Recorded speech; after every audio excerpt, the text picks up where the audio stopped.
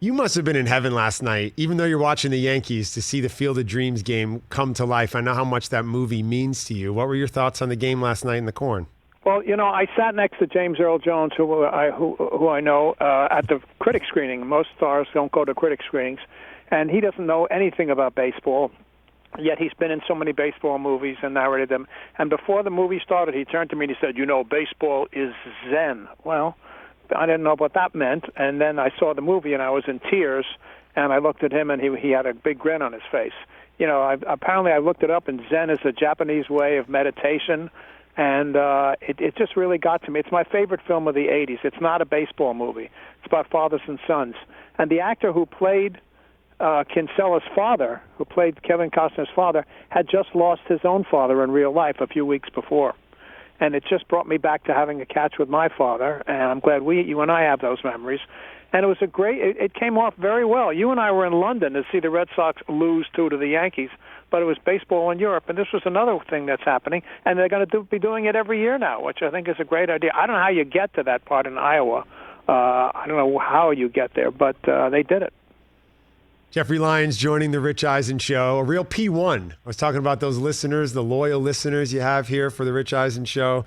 The big guy's been listening to every episode the last few weeks. We appreciate it. Jeffrey, this is Brockman here, fellow New Englander and Red Sox fan. The most important part of last night's game, though, Jeffrey, was the Yankees lost. So yeah, well, I'm a New Yorker. I'm born and bred in New York, and that makes me even more diehard and ridiculous being a Red Sox fan. But makes me more insane than you, Brockman, who grew up in New England. That makes sense. Me growing up in Manhattan and skipping my my son's high school graduation because Pedro was pitching. That makes me insane. First things first. Oh, Pedro is important. In the 17th century, there was a Swiss philosopher named Blaise Pascal, no relation to Camilo Pascual, the old starter for the Minnesota Twins, who said the heart has reasons that reason itself knows nothing about. Why did I marry a girl from Chicago? Aren't there a lot of beautiful, wonderful girls in New York? Yeah, but you can't explain love. Big facts, Jeffrey Lyons. Did you have a question, or you just? No, I was just pointing out to him that the most important part of last night's game was not the pageantry and the beauty; it was that the Yankees lost. Yes, it was how it happened. I mean, baseball. When you explain baseball to a European, and you say if your team, if Real Madrid is beating Barcelona 8-0, as they say, and there are 2 minutes to go, and the game's over. In baseball, it's over when it's over. And I thought it was an amazing example of why baseball is my favorite sport. There's no clock, and you can always win. It's highly unlikely, but that win last night was astonishing. Yeah, and yes, as a Red Sox fan, even though they're on the downside right now, that was big for the Red Sox, too. So it was just sensational.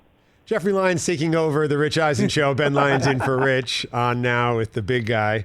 Mike Del Tufo says there are no great sports moments in the 1980s. There were none really for Red Sox fans. Describe to our audience what it was like to be living in New York, from New York, on television in New York as a Red Sox fan during the 1980s. Well, first of all, to go back a little bit, I drew the assignment to greet the Yankees coming home in 1978, that horrifying year when the Red Sox blew a 14.5 game lead in August.